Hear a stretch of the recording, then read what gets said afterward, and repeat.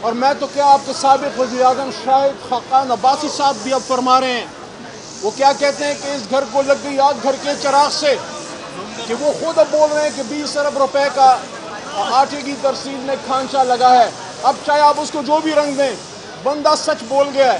تو آپ پہ تو چارج شیٹ آپ کے سابق وزیر اعظم نے لگا دی، شہباز شریف صاحب، زرداری صاحب، پی ڈی ایم کی حکومت کو کہہ رہا ہوں۔ اور مولانا صاحب، عوام سے اتنا نہ ڈریں۔ عمران خان کا آپ مقابلہ کیا کریں گے؟ آپ تو عمران خان کے سپاہی علی امین خان گنڈا پور کا بھی مقابلہ نہیں کر سکتے، اور اسی لیے آج علی امین خان گنڈا پور کے ساتھ جو ہو رہا ہے، پاکستان میں کسی بدترین دہشت گرد کے ساتھ ایسا نہیں ہوا جو آج گنڈا پور صاحب کے ساتھ ہو رہا ہے۔ کیا گناہ ہے اس کا؟ کیونکہ وہ عمران خان کا سچا سپاہی ہے، ساتھ کھڑا ہے، بس یہ گناہ ہے اور کوئی گناہ نہیں۔ تو آج اس لیے ایڈنگ ہے، ہم اپنی سپریم کورٹ کے ساتھ کھڑے ہیں، ہم اپنی آئین کے ساتھ کھڑے ہیں، اور یہ یقین عوام کو دلانا چاہتے ہیں کہ اگر آئین میں ترمیم ہوگی تو 2/3 سے ہوگی۔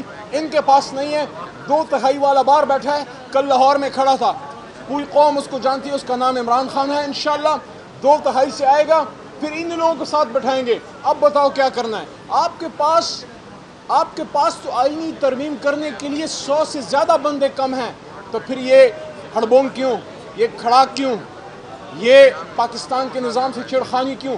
اس لیے آج بڑی اہم پروسیڈنگ ہے، اور صبح 11 بجے نشست بھی ہونی تھی، ڈائلاگ ہونا تھا، لیکن اس کو ڈیلے کیا۔ بہرحال